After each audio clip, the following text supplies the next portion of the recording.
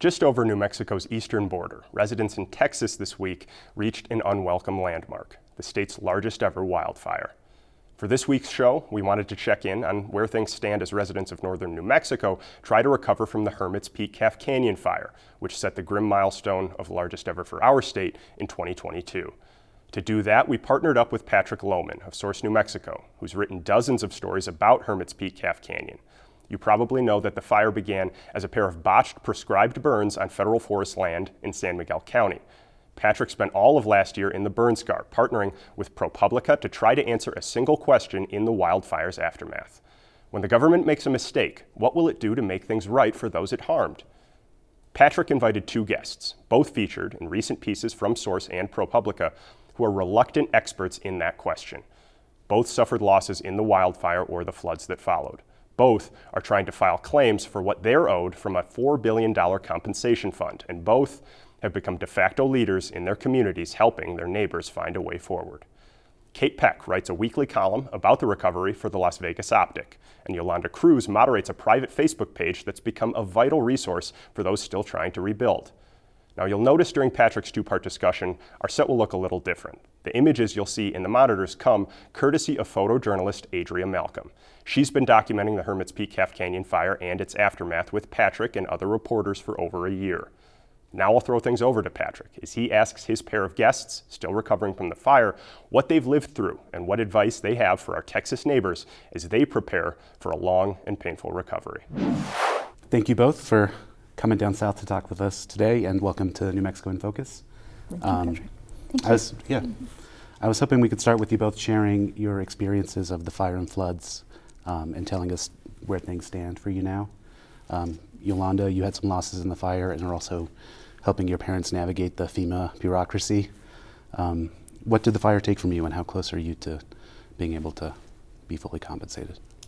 The fire crossed our complete acreage. We have 10 acres in San Miguel County, and we were able to watch that on the satellite maps, not real time, but the heat maps showed the fire crossing the entirety of our property. We were really unsure what we would come back to. And when we returned, all of the ground was black. Some of the trees were completely gone closer to the house. Up above, about probably 40 to 50 feet from the house, was the high severity burn. And I think it was miraculous that that did not take our home, because as the sparks fly, we lost many homes on that private road that we live on, even where the trees were not as damaged.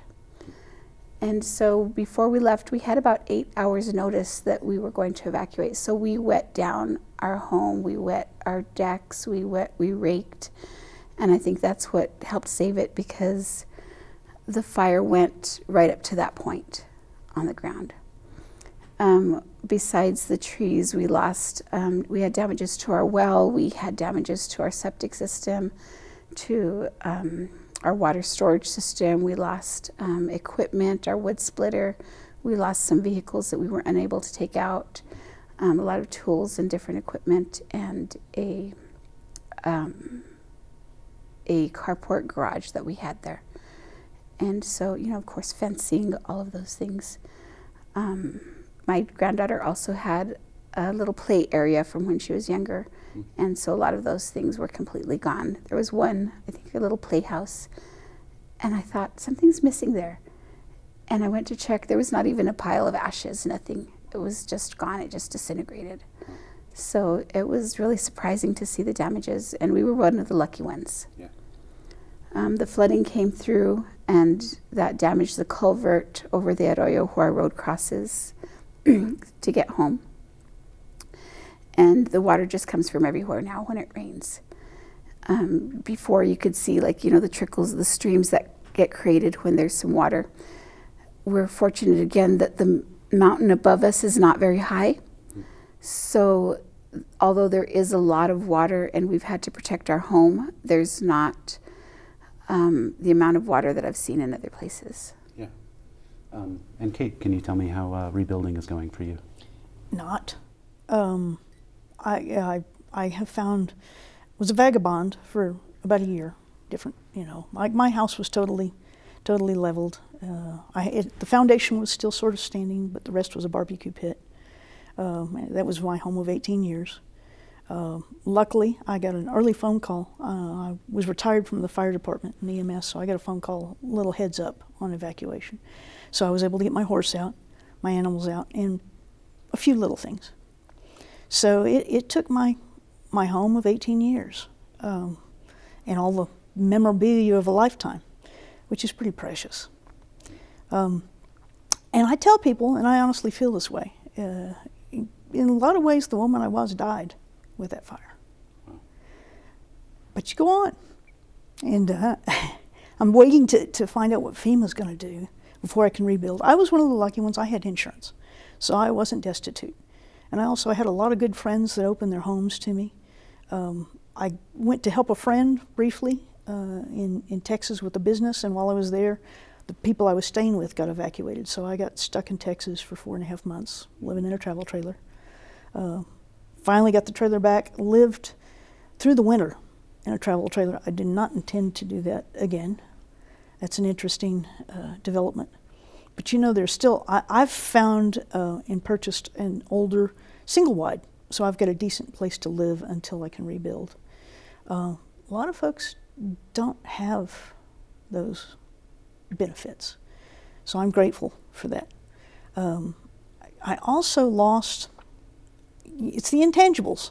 Yeah. You know, I mean, it's the, I did a poem right after the fire called Memories Don't Burn, because what has helped me through is to know that the objects did not matter for themselves. They matter because of the memories. And you can put a match to it, but you don't burn a memory. Yeah. So life goes on, and it's still precious. With people like Yolanda, the people, I mean, really, after the fire, I lost so much, but what I gained was knowing the true hearts of the people of the community and how they come through for each other. Yeah, that's beautiful. I want to stay with you. You just came back from Fritch, Texas, Texas, yeah. where you delivered supplies to those being evacuated. Primarily, yes. Yeah, what did you bring?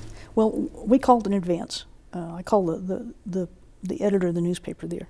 And the list they primarily gave us for what they needed, near as I can tell, it was equipment, primarily equipment that the crews needed going through the houses that had burned. We did have a few things, you know, some food, that sort of thing. But we did our best to meet the wish list that we got, which was like aluminum shovels and rakes and contractor bags, things like that. And yeah, just to remind people, that's the Smokehouse Creek fire that Right. started February 26th and has already burned. Over 1 million acres. Yeah, the Over biggest 1 million fire in acres. Texas history. What compelled you to help those people? Well, I grew up on a ranch in the Texas Panhandle, so it's the old stomping ground, and I just wanted people help me. I wanted to help people, Yeah. you know. So I volunteered to make the trip just to take what we could. Yeah. And Yolanda, speaking with Texas, Texas Power Company said today it believes that its facilities have been involved in an ignition for that fire. Now, a power company is different from a government entity, and no two disasters are exactly the same. But if that company is deemed liable, someone will have to make choices about how to compensate survivors of this fire. I'm just wondering, what lessons could the overseers of whoever runs that fund in Texas learn from what FEMA did here with this compensation fund?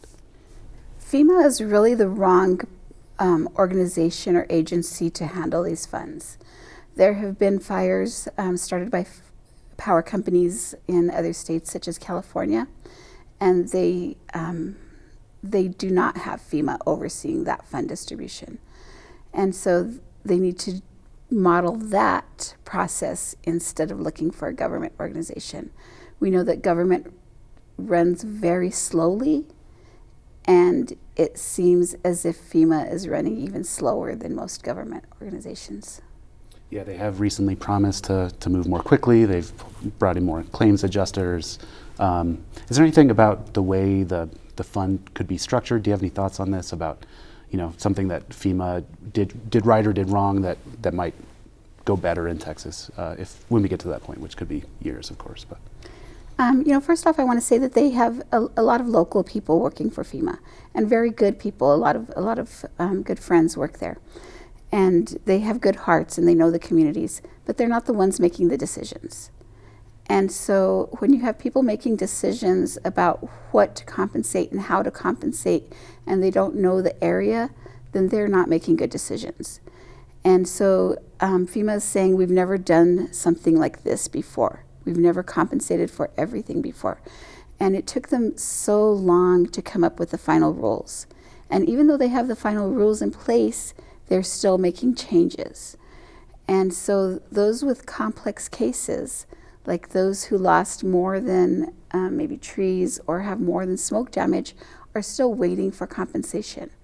While people who had less damages, especially right now, FEMA just announced a few weeks ago that they would be covering smoke damage for people in Las Vegas, say, and that is not in the footprint of the fire.